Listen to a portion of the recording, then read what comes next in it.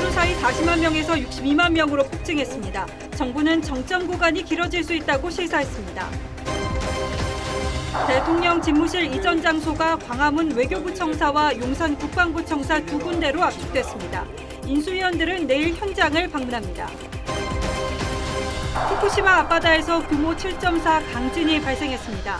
신칸센이 탈선했고 원전 냉각 기능이 중단되기도 했습니다. 계속되는 러시아의 전쟁 범죄에 바이든 대통령은 푸틴을 향해 전범이라고 했습니다.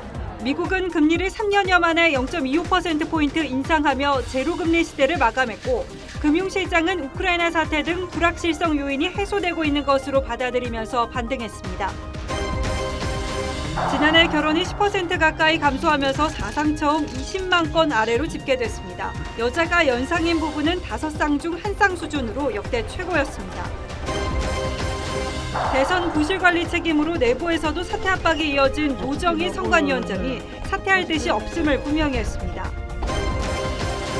새벽 시간 금은방을 털려던 한 남성의 범행이 결국 미수에 그쳤습니다. 각종 귀금속을 담은 종이봉투가 찢겨졌고 귀금속은 가게 인근에서 발견됐습니다.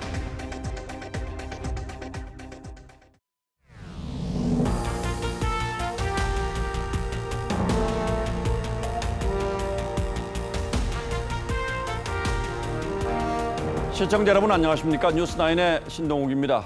코로나 하루 확진자가 62만 명을 넘어섰습니다. 집계 시스템의 문제로 전날 누락된 확진자 7만 명이 포함된 수치라고는 합니다만 도무지 믿기지 않는 확산 속도입니다. 전 세계 확진자 3명 가운데 1명꼴이 한국에서 나오고 있다는 점도 충격적입니다. 대체 왜 이렇게 됐을까? 정부는 폭발하는 숫자에 당황해하면서도 치명률이 계절 독감 수준이라는 점만 연일 강조하고 있습니다. 하지만 오늘 하루에만 429명이 코로나로 숨졌습니다. 오늘은 코로나 상황 먼저 집중적으로 점검해 보겠습니다. 정은혜 기자가 취재했습니다. 서울의 한 가정의학과 의원. 신속 항원 검사를 받으려는 시민들이 대기 중입니다. 너도 나도 다 걸리고 있으니까 근처에서 증상이 크게 나면 걱정되겠지만 병원은 검사 업무량이 폭주한 상태.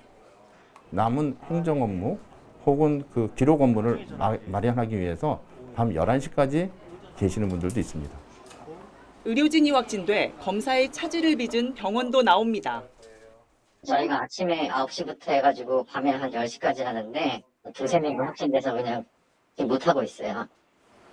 전파력이 30% 더 높은 이른바 스텔스 오미크론 감염이 전체의 26%까지 늘고 검사 체계까지 바뀌면서 신규 확진자는 62만 1,328명 발생했습니다. 전날 누락된 7만 명을 제외해도 하루 새 55만여 명이 확진된 겁니다. 정부는 전망치를 다시 조정했습니다. 확산세가 예상보다 높은 상황으로 정점 구간이 다소 길게 이어질 그럴 가능성도 있습니다. 사망자도 하루 새 2배 넘게 증가한 429명, 역대 최다입니다. 위중증 단계를 건너뛰고 사망하는 경우가 있습니다. 앞으로 사망자 수는 지속적으로 증가할 가능성이 있습니다. 코로나 사태가 연일 기록적인 수치를 쏟아내며 긴장을 고조시키고 있습니다. TV조선 정은혜입니다. 이쯤 되면 정부가 그토록 자랑하던 K방역이라는 게 대체 뭐였나 국민들로선 허탈할 수밖에 없습니다. 코로나에 감염이 된 건지, 검사는 받아야 하는 건지, 그 검사는 믿을 수 있는 건지, 잘 모를 땐 누구에게 물어봐야 하는 건지 그야말로 총체적인 난국이고 역병 속에서 스스로 살 길을 찾는 수밖에 없습니다. 이 판국에 확진이 되면 일주일을 알아서 격리하라는 정부의 지침 역시 공허하게 들리는 게 사실입니다. 격리 부담을 피하기 위해서 검사를 아예 받지 않겠다는 사람도 늘고 있습니다. 서영일 기자가 그 실태를 취재했습니다. 직장 생활 2년 차인 30대 A씨는 최근 콧물과 재채기에 시달렸습니다. 하지만 코로나 검사는 안 했습니다. 확진으로 나올 경우 7일간 격리가 부담스럽기 때문입니다. 사회생활을 하는 입장이다 보니까 나가야 될 일도 있고 격리 기간 중 이렇다 할 치료를 못 받는 것도 검사를 기피하는 이유 중 하나입니다. 친구들도 감기약 먹고 버텼다고 얘기를 하고 있고 회사가 감염병 유급 휴가를 주지 않아 검사를 피한다는 직장인도 있습니다. 회사를 안 나가게 되면 연차 소진을 하게 돼 있어가지고 굳이 확진이 두려운 건 자영업자도 마찬가지. 그렇다고 마냥 검사를 피할 수도 없습니다. 걸렸을 때 퍼뜨리면 이제 직원들이 한번 2-3명씩 빠져버리면 이제 영업에 좀 굉장히 타격이 있죠. 문제는 검사를 기피하는 이른바 샤이 오미크론족이 늘수록 숨은 확진자가 늘어날 가능성이 크다는 점입니다. 여기에 방역 완화로 비춰질 수 있는 정부의 잇따른 조치들도 검사 기피 현상을 부추길 수 있다는 지적도 나옵니다. TV조선 서영일입니다. 확진자 폭증에도 불구하고 정부는 오미크론의 치명률이 계절 독감 수준이라는 점을 연일 강조하며 거리두기 완화 가능성을 시사했습니다. 내일 새로운 거리두기 지침을 발표할 예정인데 그동안 비정상적으로 늘렸던 규제를 정상화하겠다고 했습니다. 완전 해제는 아니지만 현행 6명 모임 밤 11시 영업 제한보다는 완화된 지침이 나올 것으로 보입니다. 하지만 전문가들은 우려하고 있습니다. 최원영 기자가 보도합니다. 6인 모임 밤 11시 영업 제한이 완화될 거란 관측 속에 확진자가 폭증한 오늘도 정부 입장엔 큰 변화가 없었습니다. 고강도의 거리두기는 매우 높은 사회적 부담을 발생하는 어려운 상황입니다. 또 거리두기 완화에 대해 비정상적으로 늘렸던 규제를 풀어가면서 정상 시기로 회복하는 과정이라고도 했습니다. 치사율이 계절 독감 수준이란 게 정부 설명이지만 전문가들 사이에선 우려도 적지 않습니다. 치사율만 보고서 계절 독감하고 같다라고 하는. 2009년 신종플루 팬데믹 때 274명이 죽었어요. 지금 하루 사망자보다 적었단 말이에요. 아직 유행 정점이 오지 않은 만큼 정부의 메시지는 신중해야 한다는 지적도 나옵니다. 정부가 방역 패러다임을 지난 한 달, 2달 사이에 급격하게 전환한 것도 영향을 줬다라고 생각합니다. 정부는 다음 주부터 시행될 새 거리두기 조정안을 내일 발표합니다. TV조선 최원영입니다. 62만 명, 어마어마한 수치죠. 정부는 당초 하루 최대 37만 명 정도까지 확진자가 나올 걸로 예상한 바 있는데 이 정도면 예측 참사라는 말도 과장은 아닌 듯합니다. 왜 이런 일이 벌어졌는지 전문가에게 직접 물어보겠습니다. 신상엽 한국의학연구소 학술위원장 나오셨습니다. 자, 어서 오십시오. 네, 안녕하세요. 자, 이제 수치로만 보면 뭐 정점에 다가선 것, 우리 인구를 감안하면요, 정점에 다가선 것 같다 이런 생각이 들긴 하는데 앞으로 얼마나 더 갈까요? 글쎄 지금 뭐 실제적으로 이제 실제 발생 환자가 중요한 거거든요. 지금 보기에는 이미 하루에 100만 명대 확진자가 나온 지가 며칠이 된 것 같습니다. 근데 다만 우리의 이제 검사법이나 이런 차이에 의해서 어떤 날은 30만 명 찾아내고 어떤 날은 60만 명 찾아내고 이런 거거든요. 근데 지금 찾아낸 숫자가 중요한 게 아니라 실제 그 확진자 중에서 위중증 환자 사망자가 늘어나고 있는데 지금 그런 비율들은 지금 100만 명이 넘어갔다고 생각을 하고 이미 1,500만 정도가 넘어가면서 이제 정점 구간에 들어왔고요. 하루에 앞으로도 당분간 한 100만 정도씩 계속 확진자가 나올 것으로 예상이 되고 전 국민의 반 정도 이상이 감염이 되는 그런 순간이 돼야 이제 어느 정도 유행이 소강 상태에 접어들 것 같은데 그게 아마 이번 달 말 정도나 다음 달 초 그쯤에는 어느 정도 소강 상태가 진행할 가능성이 높아 보입니다. 1,500만 명이 감염됐어도 이제 절반 정도라면 이번 달 말 정도까지는 적어도 가야 된다. 그런데 대개 유행의 패턴이 어떻습니까? 정점을 찍으면 그래프가 뚝 떨어집니까? 아니면 찍고 그냥 그 정도 상태로 가게 됩니까? 지금 일단은 지금 그 보통 정점 그러면 이렇게 산봉우리를 생각하실 텐데 그게 아니라 고원이나 분지처럼 어느 정도 정점 수준에 들어간 수준부터 이제 상당 수준, 높은 수준을 유지하다 떨어지게 될 텐데 이게 떨어지는 수준이 재생산 지수가 떨어지는 전 국민 반 정도 감염까지도 지금 예측을 하고 있습니다. 그런데 정부의 예측이 조금 전에 제가 예측 참사라는 표현을 썼는데 왜 이렇게 많이 틀렸을까요? 글쎄 지금은 이제 확진자 수가 이제 찾아낸 숫자를 확인하는 거고 실제로 이제 리얼월드에서는 이제 실제 확진자가 늘어나면서 과거 델타 유행의 최고 정점기가 12월 말이었는데 그때가 사망자 수가 한 100명 정도가 최고였었습니다. 근데 이미 지금 오미크론은 정점에 오지도 않았는데 사망자 수가 지금 400명대가 나오지 않습니까? 그러니까 실제적인 유행의 양상은 지금 상당히 심각한 상황이고 그러니까 지금 우리가 찾는 확진자는 빙산의 일각이고 실제로 그보다 더 많은 확진자를 고려해서 앞으로의 유행을 대비를 해야 된다고 생각합니다. 어쨌든 좋습니다. 그러면 전 국민의 절반 정도가 최대한 감염이 되고 나면 이제 그때는 코로나 출구에 들어섰다 이렇게 평가할 수도 있습니까?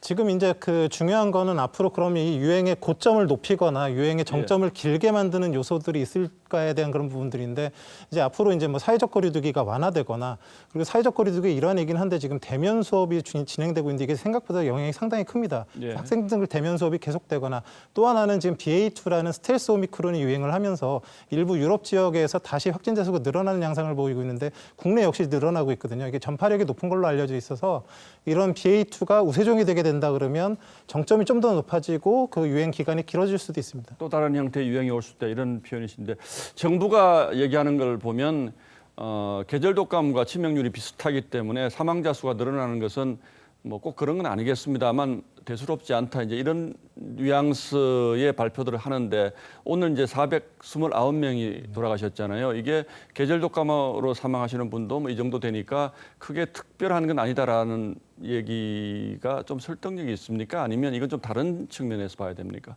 사실 계절 독감이랑 비교해서 문제가 심각하다 이렇게 나가야 되는 상황이거든요. 왜냐하면 계절 독감이 겨울 전후로 6개월 동안에 300에서 700만 정도의 환자가 발생을 하고 0.1%인 3천에서 7천 명 정도가 돌아가십니다. 근데 지금 오미크론은 2, 3, 4월 3개월 동안 지금 2,500에서 3천만 명의 확진자가 생길 가능성이 높다고 지금 판단을 하고 있고요.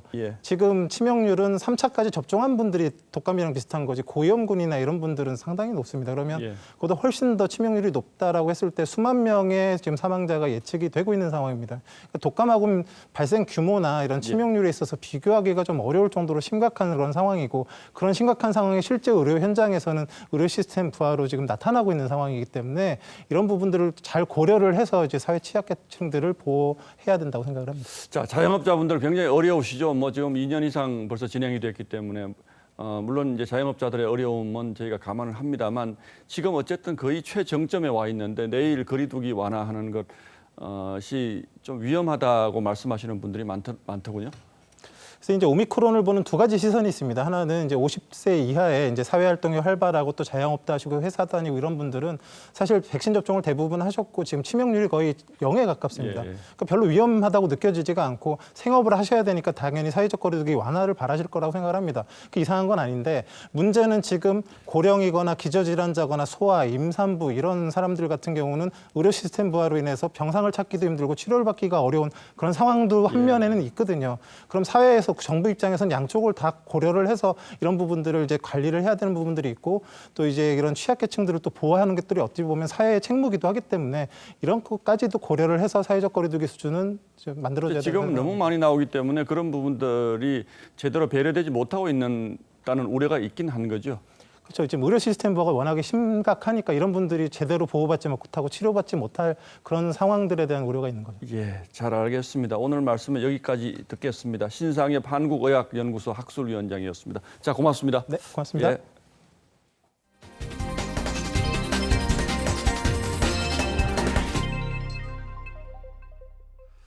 윤석열 당선인이 청와대 이전 대상지를 광화문 정부청사 인근의 외교부 청사와 용산의 국방부 두 곳으로 압축했습니다. 오늘 안철수 인수위원장과 함께 청와대 개혁 TF로부터 보고를 받은 뒤에 나온 결론인데 내일 인수위원들이 두 곳을 직접 방문해서 현장을 둘러보고 최종적으로 결론을 내리기로 했습니다. 이광희 기자가 취재했습니다. 대통령 집무실 이전 후보지는 광화문의 외교부 청사와 용산의 국방부 청사 두 곳으로 압축됐습니다.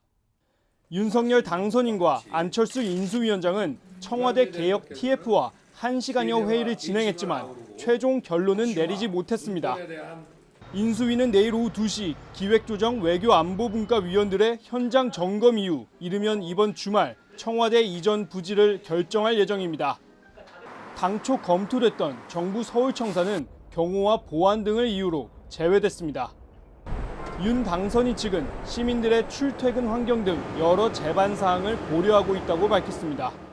생활에 불편을 드리거나 또 서민의 안정적인 출퇴근과 주변 환경에 부담을 드리면 안 된다는 당초 윤 당선인이 공약한 광화문 대통령의 취지가 퇴색됐다는 비판도 나오는데 이에 대해 당선인 측은 안정적인 곳을 나오는 건 쉬운 일이 아니라고 했습니다. 민주당은 국방부의 연쇄 이동에 따라 1조 원 가까운 직간접 비용이 들고 안보 공백이 초래될 것이라며 졸속 추진이라고 비판했습니다. 대통령 집무실의 국방부 졸속 이전은 안보 해악의 근원이 될 것입니다. 당선인 특별 고문을 맡고 있는 임태희 전 장관도 시간에 쫓겨 추진하다 국방 업무에 차질이 생기면 더 큰 문제가 생긴다며 속도를 조절할 필요가 있다고 했습니다. TV조선 이광입니다. 윤 당선인이 오늘 나렌드라 모디 인도 총리와 정상 간 통화를 했습니다. 당선 확정 일주일 만에 쿼드, 즉 미국, 인도, 일본, 호주 4개 나라 정상과 직접 대화를 하며 협력을 강조한 셈이어서 윤석열 정부의 안보 외교 지향점이 어디에 있는지가 분명해졌습니다. 구민성 기자가 취재했습니다. 윤석열 당선인은 오늘 오후 4시 25분부터 20분 동안 진행된 나렌드라 모디 인도 총리와의 통화에서 인도와 외교 안보의 실질적 협력 지평을 넓혀 나가고자 하는 확고한 의지를 갖고 있다고 말했습니다. 모디 총리도 지정학적인 위험이 커져가는 상황에 한국과의 파트너십이 매우 중요하다고 답했습니다. 모디 총리와의 통화는 미국, 일본, 영국, 호주에 이은 5번째 정상 간 통화로 영국을 제외하면 모두 쿼드 가입국입니다. 한반도 주변 4대 강국인 미, 중, 일, 러와의 외교를 우선시하던 기존 관행과는 우선순위가 달라진 겁니다. 윤 당선인은 후보 시절 쿼드 실무협의 참여를 시작으로 점진적 정식 가입도 추진하겠다고 했습니다. 쿼드 산하에 백신, 기후변화, 신기술 워킹그룹에 참여해 영내 관련국들과 공동의 이익을 확대하는 외교부 관계자도 쿼드 참여 방식에 대해 향후 어떻게 더 협력해 나갈 수 있을지 앞으로 계속 살펴나갈 예정이라고 밝혔습니다. 쿼드는 바이든 행정부가 인도태평양 지역에서 중국의 영향력을 견제하기 위해 공을 들이고 있는 비공식 안보 협의체로 우리 정부의 구체적인 가입 움직임이 이어질 경우 중국이 반발할 가능성도 있습니다. TV조선 구민성입니다. 윤석열 당선인의 대통령직 인수위 인선도 오늘 완성됐습니다. 당선 일주일 만이죠.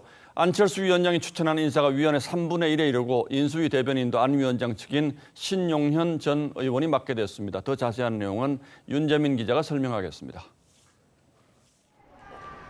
윤석열 정부의 산업과 일자리, 에너지 등 분야 청사진을 제시할 인수위 경제 2분과는 이창양 카이스트 교수가 이끌게 됩니다.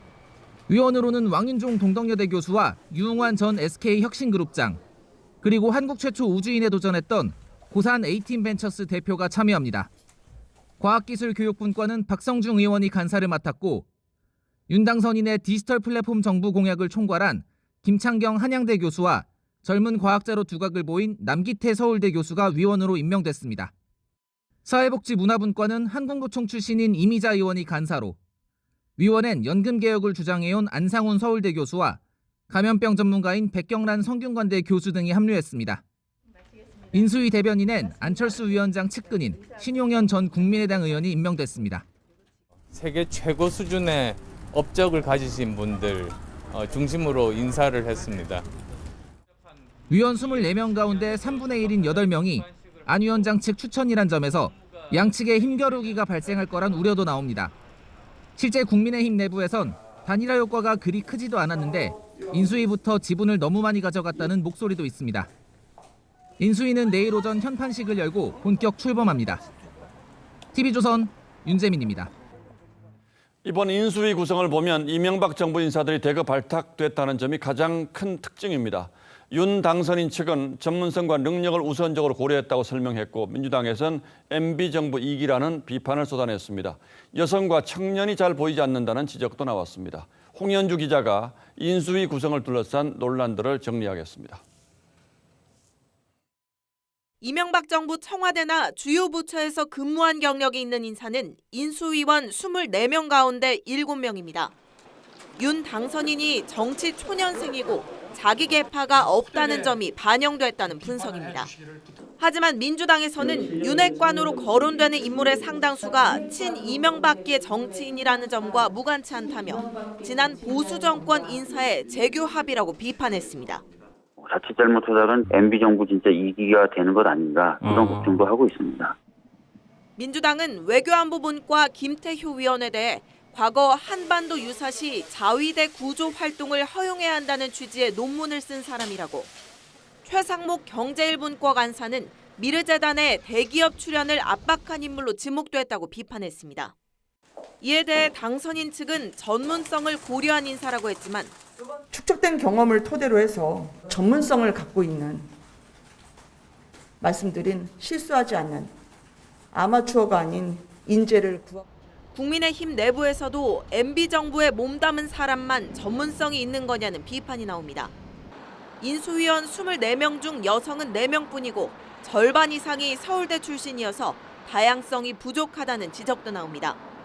TV조선 홍현주입니다. 자, 이제 본격적으로 인수위가 가동되면 각 정부 부처에서도 공무원들이 파견을 나와서 부처 상황도 설명하고 다음 정부의 지원을 요청하기도 합니다. 그런데 유독 공수처만 인수위의 파견 요청 대상에서 빠진 것으로 확인돼 그 배경을 두고 여러 해석이 나오고 있습니다. 한송원 기자의 단독 보도입니다. 대통령직 인수위는 현재까지 검찰에서 7명, 경찰에서 3명 인력 파견을 받았습니다. 그런데 검경과 함께 주요 수사기관인 공수처 파견 인원은 지금까지 단 1명도 없습니다. 인수위 사정에 밝은 한 관계자는 파견의 목적이 전문성 있는 관료와 정책을 논의하고 자료를 전달받기 위한 건데 출범 후 윤 당선인과 야권에만 칼을 겨누던 기관에서 무슨 전문성이나 자료가 필요하겠냐고 전했습니다. 공수처는 공수처장 관용차로 이성윤 서울중앙지검장을 에스코트한 이른바 황제조사 의혹과 정치인과 기자들을 향한 전방위적인 통신자료 수집으로 논란이 끊이지 않았습니다. 지난해 말 윤 당선인 부부도 통신조회 대상이 된 사실이 알려져 시민단체의 검찰 고발로도 이어졌습니다. 문제점이 계속 드러나고 개선되지 않을 경우 공수처 폐지를 추진하겠습니다. 172석의 민주당이 반대하는 한 공수처 폐지는 불가능하지만 새 정부에서 공수처의 위상이 크게 약화될 거란 전망입니다.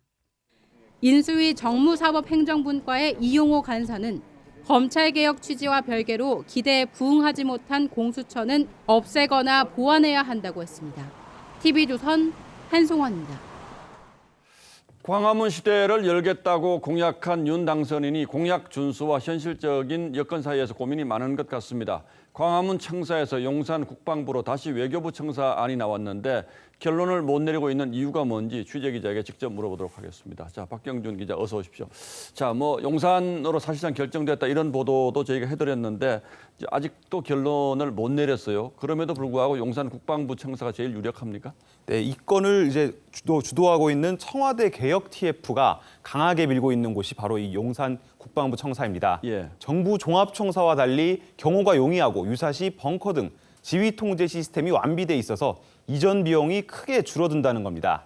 TF를 맡고 있는 국민의힘 의원은 광화문 청사로 옮기면 벙커와 헬기장 등 청와대의 절반은 일반이 접근이 제한된다는 점을 들어서 용산 이전을 추진하는 게 가장 큰 이유라고 했습니다. 예, 보안의 측면에서는 국방부가 잘 돼 있겠죠. 그리고 전문가들 사이에서도 용산 이전을 긍정적으로 평가하는 보도들이 오늘 꽤 나왔더라고요. 예, 도시 디자인으로 유명한 유현준 홍익대 건축학부 교수는 신의 한 수라고 평가했습니다. 예. 사대문안이 수도의 전부이던 과거와 달리 지금은 서울의 중심축이 옮겨졌다는 분석인데 직접 한번 들어보시겠습니다. 예. 미래지향적으로 본다면 좀 옮기는 것도 좋을 것 같고 미군 부대가 이전을 하고 나면은 거기가 용산 가족공원으로 다 오픈될 거 아니에요. 네. 그럼 앞에 시민들이 올 수 있는 공원이 딱 있고. 자, 알겠습니다. 그런데 왜 아직도 결론을 못 내리고 있습니까? 가장 큰 부담은 바로 국방부를 밀어내야 된다는 겁니다. 예. 민주당 윤건영 의원은 국방부 이전에 수천억, 민주당 국방위원들은 1조 원까지 들 수 있다고 분석했습니다. 또 국방부가 일부 남게 된다면 군사정권도 아닌데 대통령이 군과 한 건물에서 일하는 게 이상하게 보일 수도 있고요. 그리고 주민들의 반발도 부담입니다. 주변에 대통령 집무실이 들어서면 생활에 여러 제약이 있을 수 있는데 의견 수렴도 없이 너무 급하게 추진하니 이런 점을 충분히 고려하지 못했다는 겁니다. 자, 그리고 국방부 청사로 가면 국방부 자체가 이미 보안시설이기 때문에 국민들에게 더 가까이 다가가겠다는 이전의 취지가 좀 퇴색하는 것도 사실이고요. 예, 그렇습니다. 용산 국방부 청사는 보안시설인데다가 주변에 아직 주한 미군 기지가 둘러싸고 있어서 일반 시민들의 접근이 용이하지는 않습니다. 애초 윤 당선인이 광화문 대통령 시대를 열겠다고 한 것도 결국에는 국민들과 소통을 강화하려는 취지였는데 요새와 같은 국방부 청사가 그에 걸맞느냐는 목소리가 나오는 겁니다. 자, 인수위 얘기도 좀 해보죠. 전문성 능력 중심으로 인수위원들을 선발했다고 하는데 이것 둘러싸고도 논란이 좀 있죠? 예, 키워드를 꼽자면 서울, 50대, 남성, 이른바 서호남 인수위다 이런 얘기가 나옵니다. 서울 출신이 12명으로 압도적이고 서울대 출신은 13명으로 과반입니다. 50대가 또 11명으로 주축이고 평균 나이는 57.6세입니다. 남성은 20명, 여성은 또 4명입니다. 윤 당선인은 평소에도 나눠먹기식 인사, 즉 인위적 안배는 하지 않겠다고 여러 차례 강조했었는데 첫 인사에서도 그러한 스타일이 그대로 드러났다는 평가가 많습니다. 각 분야 최고의 그 경륜과 실력이 있는 사람으로 모셔야 되는 거지 자리를 뭐 나눠먹기식으로 해가지고 저는 그런 식으로 국민 통합은 안 된다고 봅니다. 뭐 안배 자체를 두고 비판이 있을 수 있습니다만 이분들이 앞으로 이제 일을 잘해서 성과를 내면 이런 비판은 자연스럽게 좀 줄어들겠죠. 박경준 기자 잘 들었습니다.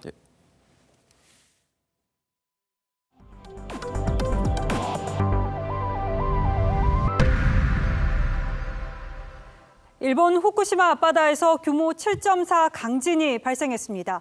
이 고속철도인 신칸센이 탈선했고 원전의 냉각 기능도 한때 멈췄었는데요. 추가 강진이 전망됐습니다. 이유진 기자입니다.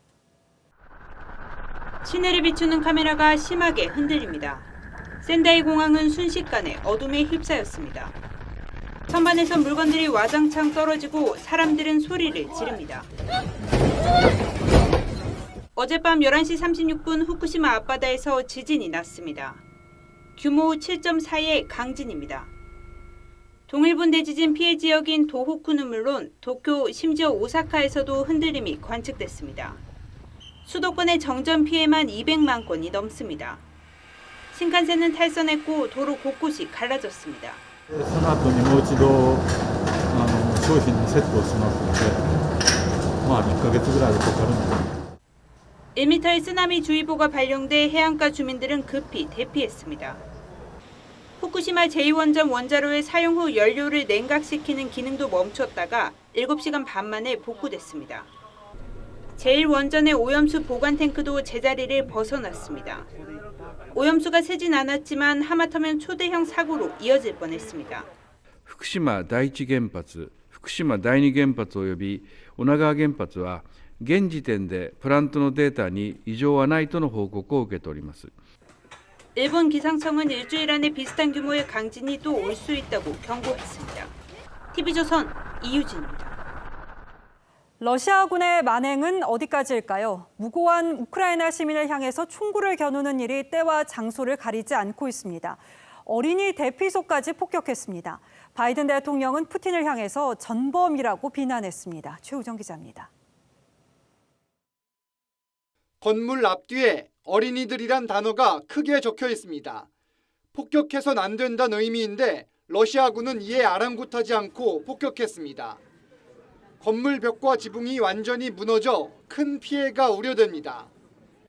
마리우폴을 탈출하던 민간인 차량도 공격을 받아 어린이 등 5명이 다쳤습니다. Помогите Мариуполю! Убивают детей, женщин, больницы переполнены. Мы все здесь на что? Это ж я не могу понять, это геноцид? 키이우 인근에선 항복한 시민에게 총을 쏘는 장면이 포착됐습니다. 빵을 사기 위해 줄을 선 시민 10명도 목숨을 잃었습니다. 러시아군의 전쟁 범죄가 계속되자 말을 아껴왔던 바이든 대통령도 전범이라고 푸틴 대통령을 직격했습니다. 미국 의회 화상연설에 나선 젤렌스키 우크라이나 대통령은 더 직접적인 지원을 호소했습니다. I wish you to be the leader of the world. Being the leader of the world means to be the leader of peace. 푸틴은 우크라이나를 점령할 계획이 없다며 중립국으로 만드는 방안을 협상한다고 주장했습니다. TV조선 최우정입니다. 보셨듯 러시아와 우크라이나는 대치를 이어가고 있지만 양국의 협상 테이블은 열려 있는 상황인데요. 모든 나라의 정책에 막대한 영향력을 발휘한다고 해도 과언이 아닌 미국 중앙은행이 기준금리를 0.25%포인트 올렸습니다. 3년여 만에 제로금리 시대에 마침표를 찍은 거죠. 글로벌 증시는 우크라이나 사태 등 불확실성 요인이 해소되고 있는 것으로 받아들이면서 급등했습니다. 이정현 기자입니다. 미국 중앙은행인 연준이 정례 회의 끝에 기준금리를 0.25%포인트 인상했습니다. 3년 3개월 만에 인상이자 2년 만에 제로금리 시대 마감입니다. 40년 만에 최고치를 기록 중인 인플레이션을 잡기 위한 조치입니다. 연준은 양적 긴축의 5월 시작과 함께 올해 금리를 6차례 더 인상할 수 있다는 점을 분명히 했습니다. 그러면서도 경기 침체 가능성은 낮다고 진단했습니다. But we do feel the economy is very strong and well positioned to withstand tighter monetary policy. 금리 인상이 예견됐던 데다 연준이 내보인 자신감이 호재로 여겨지면서 간밤 미국 증시에 이어 아시아 증시도 일제히 급등했습니다. 젤렌스키 우크라이나 대통령이 나토 가입을 고집하지 않겠다고 하면서 전쟁 진정 기대감도 반영됐다는 분석입니다. 코스피도 외국인과 기관의 쌍끌이 매수 속에 2,700선 회복을 눈앞에 두게 됐습니다. 원달러 환율도 8일 만에 1,210원대로 내려왔습니다. 우크라이나 사태 해결 기대 심리, 연준의 공격적인 금리 인상과 관련된 불확실성 해소 두 가지가 긍정적으로 작용을 했다라고 보십니다. 미국의 긴축에 따라 한국은행도 기준금리를 올해 안에 2%까지 올릴 거란 전망이 나오는데 이럴 경우 우리 가계의 연간 이자 부담이 40조 원 늘 수 있다는 우려가 제기됩니다. TV조선 이정현입니다.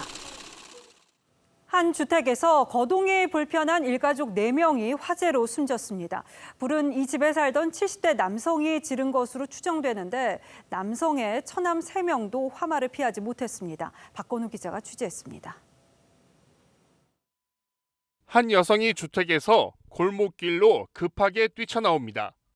곧이어 섬광이 번쩍이더니 불길이 지붕을 집어삼킵니다. 어젯밤 10시 50분쯤 전북 김제의 한 단독주택에서 불이 났습니다. 냄새가 강을까지 들더라고. 굉장히 놀랐지. 불이 난 주택은 검게 그을렸고 내부는 형체를 알아볼 수 없을 정도로 모두 탔습니다. 이 사고로 거동이 불편한 70살 A씨와 50대 처남 3명이 화마를 피하지 못하고 숨졌습니다. 주방 앞쪽 사람 3명은 연기 흡입으로 추정되고 숨진 A씨는 지난 2018년 허리 수술을 받은 뒤 전동 휠체어를 타고 다녔고 처남 3명도 지적장애 1급으로 제대로 걷지 못한 것으로 파악됐습니다. 먼저 대피한 A씨의 아내는 경찰 조사에서 신변을 비관한 남편이 불을 질렀다고 진술했습니다.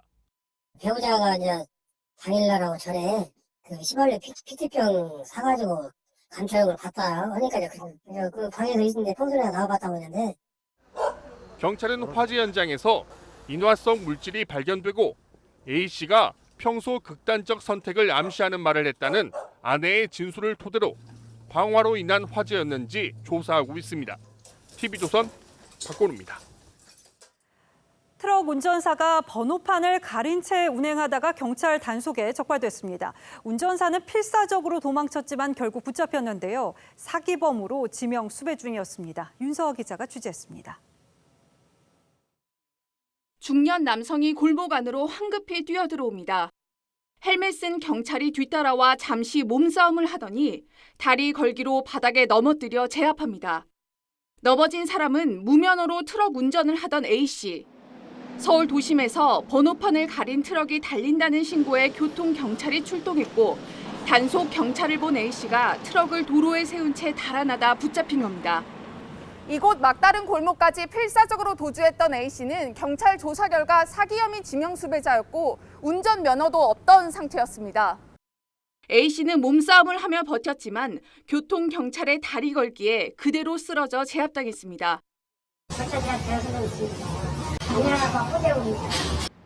경찰은 A씨를 도로교통법 위반 혐의로 입건하고 사기 혐의 등에 대해서도 추가 조사할 방침입니다. TV조선 윤서입니다. 가상화폐 투자로 손해를 입은 남성이 금은방털이에 나섰다가 미수에 그치고 구속됐습니다. 훔친 귀금속을 담은 종이 봉투가 찢어지면서 귀금속이 가게 인근 길바닥에서 발견됐습니다. 구자영 기자입니다. 마스크를 쓴 남성이 둔기로 유리문을 부수고 금은방 안으로 뛰어듭니다. 진열대에 놓인 귀금속을 집어든 남성은 종이 가방에 넣으면서 서둘러 가게를 빠져나갑니다. 도망치던 중 종이 가방에 들어있던 귀금속이 길바닥에 떨어집니다. 귀금속과 둔기를 함께 담았던 종이 가방이 찢어진 겁니다. 도난 경보음에 놀란 남성은 훔친 귀금속이 이곳에 떨어진지도 모른 채 아파트 단지로 도망쳤습니다. CCTV 등을 통해 도주로를 파악한 경찰은 경기도 안산의 한 모텔에 숨어있던 남성을 범행 하루 만에 찾아냈습니다. 체포 직전까지 약 200m를 달아나며 저항하던 남성은 결국 경찰에 붙잡혔습니다. 검거 안 되려고 막 반항하고 막 소리 지르고 막 계속 형사들 때리려고 그랬었어요. 그래갖고 저희가 수갑 채우면서 긴급 체포를 한 거예요. 절도 등 30여 차례 범죄를 저질러온 남성은 가상화폐 투자에 실패한 뒤 생활비가 필요해 범행을 저질렀다고 진술했습니다. 경찰은 이 남성을 특수 절도미수 혐의로 구속해 검찰에 넘겼습니다. TV조선 구자영입니다. 대선 부실관리 책임으로 정치권은 물론 내부에서도 사퇴 압박을 받고 있는 노정희 중앙선관위원장이 사퇴할 뜻이 없음을 분명히 했습니다. 대신 앞으로 더 잘하겠다고 했습니다. 표면적인 이유는 지방선거가 얼마 남지 않았다는 건데 이런 상황에서 지방선거 관리라고 제대로 되겠느냐는 비판이 이어졌습니다. 보도에 최지원 기자입니다. 선관위 전체 회의를 마친 노정희 위원장이 거취 문제엔 답하지 않은 채 황급히 차에 오릅니다. 거치표명 표면에서 입장 정리하신 게 있을까요? 확진자 사전투표 부실 관리로 초유의 바구니 투표 사태를 초래한 노 위원장에 대해 17개 시도선관위 상임위원단이 거취 표명을 요구하는 집단 행동에 나섰지만 노 위원장은 오늘 회의에서 앞으로 더 잘하겠다며 자리를 지키겠다는 뜻을 분명히 했습니다. 그러면서 선관위는 아들 특혜 채용 의혹이 불거진 김세환 사무총장의 면직안만 처리했습니다. 국민의힘은 법적 판단이 필요한 김 사무총장을 꼬리 자르기식으로 면직하는 걸로는 국민 신뢰를 회복할 수 없다고 비판했습니다. 자진 사퇴하는 것이 조직과 국민에 대한 최소한의 도리일 것입니다. 자리를 보존하는 한 국민 불신은 결코 해소될 수 없습니다. 또 거짓말이 탄로난 뒤에도 자리를 지키고 있는 김명수 대법원장과 노 위원장이 다를 게 없다는 지적도 나왔습니다. 여당에서도 단순한 실수로 여기고 넘어갈 수 없다며 노 위원장의 사퇴를 촉구하는 목소리가 나왔습니다. 대한변협도 성명을 내고 민주주의에 꼬신 선거에서의 부실과 혼란은 지극히 엄중한 사태라며 즉각 사퇴를 요구했습니다. TV조선 최재원입니다. 국정원으로부터 특별활동비 1억 원을 받은 죄로 징역 5년형을 선고받고 복역 중이던 최경환 전 경제부총리가 4년여 만에 가석방으로 풀려났습니다. 이른바 국정농단 사건으로 수감됐던 장충기 전 삼성 미래전략실 사장과 최지성 전 미래전략실장도 함께 풀려났지만 전직 국정원장 3명은 가석방 대상에서 모두 제외됐습니다. 장윤정 기자입니다. 안양교도소 정문으로 최경환 전 경제부총리가 걸어 나옵니다. 먼저 많은 분들께 걱정을 끼쳐드려서 죄송하다는 말씀부터 드리겠습니다. 최 전 부총리는 2014년 박근혜 정부 당시 국정원 특활비 1억 원을 뇌물로 받은 혐의가 인정돼 징역 5년형을 확정받고 복역 중이었습니다. 박 전 대통령을 만날 계획이 있냐는 질문에는 찾아뵙겠다고 했습니다. 법무부는 교정시설 내 오미크론 확산 방지를 위해 모범 수형자 735명을 가석방했는데 최 전 부총리는 형기의 80% 이상을 채워 가석방 요건을 채웠습니다. 국정원 특활비 상납 의혹 등으로 함께 수감된 남재준, 이병기, 이병호 등 전직 국정원장들은 가석방에서 제외됐습니다. 국정농단 사건에 연루돼 징역 2년 6개월을 확정받은 장충기 전 삼성 미래전략실 사장과 최지성 전 미래전략실장도 풀려났습니다. 오늘 가석방 되셨는데 신경 한 말씀 부탁드립니다. 법무부는 30일 한 번 더 모범수를 가석방할 계획입니다. TV조선 장윤정입니다. 운전 중인 차 옆자리에 탈 때 좀 쉬면서 가려고 등받이를 눕히는 경우가 많죠. 그런데 사고가 나면 부상 위험이 최대 50배 높아지는 것으로 나타났습니다. 차에 타고 있을 때 앉는 자세도 주의하셔야겠습니다. 이유경 기자입니다. 운전석 옆자리를 38도까지 젖혔을 때 승용차가 충돌하는 시험 장면입니다. 목이 뒤로 꺾였다가 앞으로 크게 튕겨집니다. 등받이가 정상 각도일 때 에어백에 자연스럽게 충격이 흡수되는 것과는 다른 모습입니다.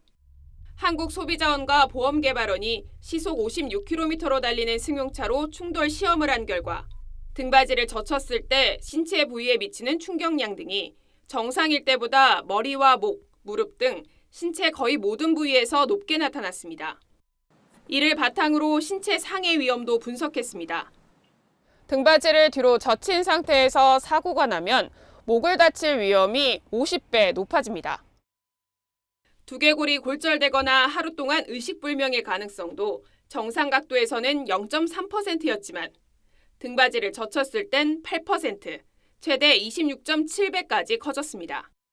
탑승자의 하체가 안전벨트 밑으로 미끄러져 나가는 서브마린 현상이 발생할 수 있는데 이 경우 안전벨트가 복부와 목을 압박해 심각한 상해를.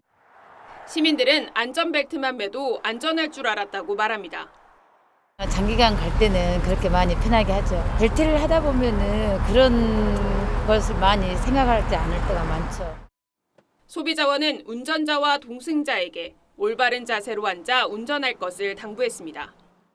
TV조선 이유경입니다. 지난해 결혼이 10% 가까이 감소하면서 사상 처음 20만 건 아래로 집계됐습니다. 연상녀와 연하남의 결혼은 5쌍 가운데 1쌍 수준으로 역대 최고였습니다. 어떤 시대상이 반영된 결과인지 송병철 기자가 설명드리겠습니다. 청년들에게 결혼에 대한 생각을 물었습니다. 저는 그게 이제 본인들의 상황에 맞춰 개인의 자유가 있다고 생각을 합니다. 결혼이 통과 의례가 아니라 선택이라는 겁니다. 결혼보단 취업과 주거 같은 경제적 문제 해결이 우선입니다. 만약에 자리가 안 잡히고 좀 어려운 상황이면 혼자 사는 것도 괜찮을 거라고 생각합니다. 지난해 결혼 건수는 19만 3천 쌍. 1970년 이후 52년 만에 역대 최저입니다.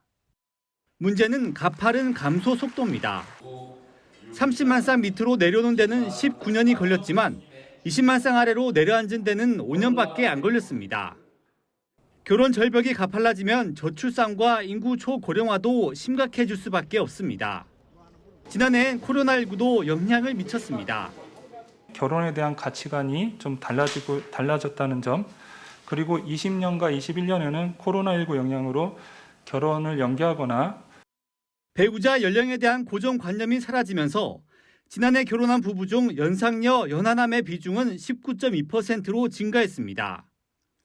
관련 통계를 처음 집계한 1990년 8.8%에서 31년 만에 2.2배로 늘어나며 역대 최고치를 기록했습니다. TV조선 송병철입니다. 그동안은 해외에 나갔다 오면 7일간은 자가격리를 해야 해서 저 같은 직장인은 해외여행은 사실상 포기 상태였는데요. 다음 주부터는 입국 시 격리 의무가 사라지죠. 여행사는 예약 폭증으로 들썩이고 있지만 관광산업 정상화까지는 시간이 좀 걸릴 것으로 보입니다. 김충영 기자가 취재했습니다. TV 홈쇼핑에 여행 상품이 다시 등장했고 여행사들은 앞다퉈 기획 상품을 내왔습니다. 정부의 입국 격리 면제 발표 후 불과 며칠 새 변화입니다. 한 여행 사이트에선 정부 발표 직후 항공 예약이 전년보다 870% 폭증했습니다. 구청엔 새로 여권을 발급받으려는 사람들이 몰립니다. 자가격리 면제에 따라서 여권 만들러 오시는 분들도 있고 차세대 전자여권으로 재발급 받으러 오시는 분들도 벌써 짐을 꾸린 여행객도 있습니다.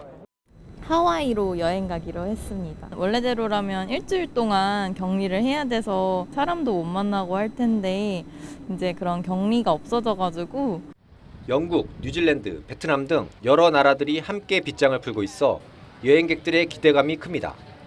그러나 여행업이 회복되는 데는 다소 시간이 걸릴 전망입니다. 항공 노선이 우선 놓여야 되고 현지의 호텔이라던가 어떤 준비들이 또 되어야 하기 때문에 좀 정상화가 되긴 시간이 좀. 정부는 입국 격리는 풀지만 외국인 관광 비자는 내주지 않고 있습니다. 자가격리는 해제가 돼서 아무나 들어올 수는 있는데 대사관이 오픈이 안 돼 있어요. 그리고 비자를 안 내주다 보니까 외국인이 못 들어오면 관광산업 정상화는 요원합니다.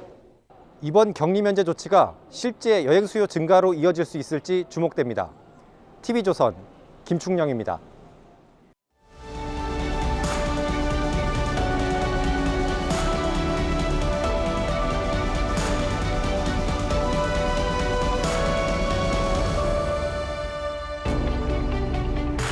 알프스를 넘는 이 나폴레옹만큼 완벽하게 꾸민 영웅상이 또 있을까요?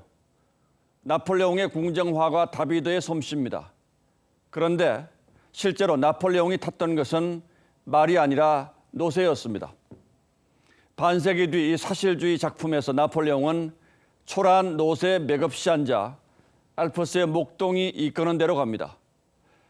정복자의 영광과 위세도 한 시절, 지나고 나면 한갓 허망한 꿈일 뿐입니다.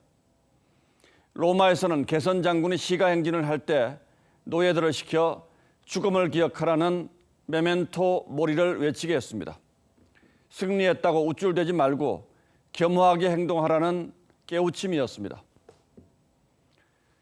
해골과 벌레, 시든 꽃과 썩은 음식, 17세기 바니타스 정문화도 메멘토 모리의 경고를 담았습니다.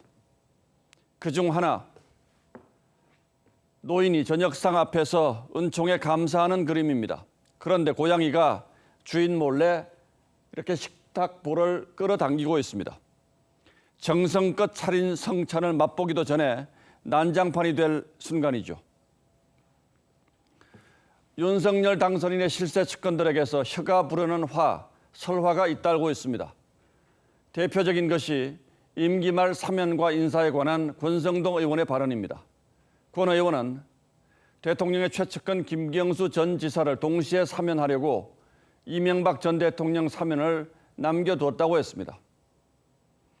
임기를 절반도 못 채운 김호수 검찰총장에게는 스스로 거취를 결정하라고 했습니다.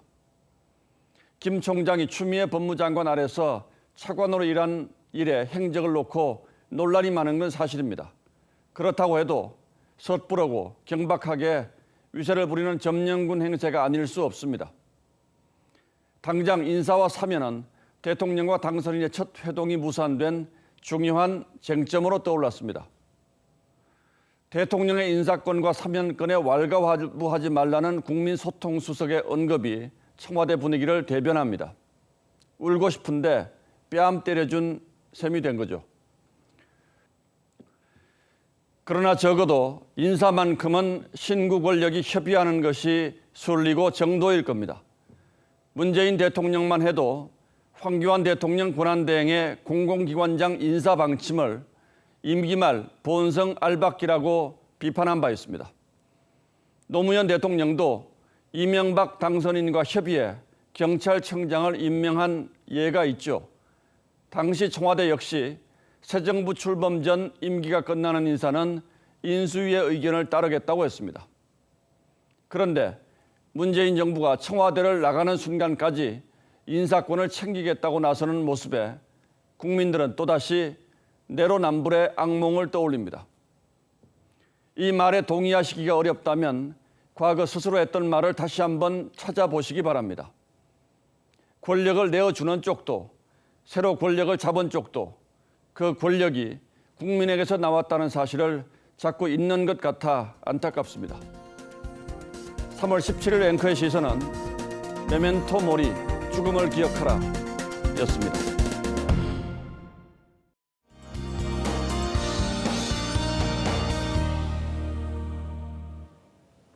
전국 곳곳으로 비가 내리고 있습니다. 점차 더 많은 지역으로 확대되는 상황인데요. 이 비는 내일 아침에 대부분 그쳤다가 모레 또 다시 내리겠습니다. 총 강수량은 대체로 최고 40에서 60mm로 적지 않은 양이고요. 일부 산간 지역은 비상입니다. 제주 산간에는 비바람이 몰아치면서 100mm 이상이 쏟아지겠고요. 강원도와 경북 산간에서는 눈이 많이 쌓이겠습니다. 많게는 40cm가 넘겠고요. 그 밖에 강원, 충북, 경북 일부 지역에서도 눈이 조금 쌓일 수 있겠습니다. 내일 낮 기온은 서울이 11도, 부산은 10도가 예상되고요. 주말에는 기온이 더 떨어지겠습니다. 따라서 토요일에는 서울을 비롯해 더 많은 곳에서 눈이 내릴 수 있겠습니다. 날씨였습니다. 예, 3월 17일 목요일 뉴스9은 여기서 마치겠습니다. 시청해주신 여러분 고맙습니다.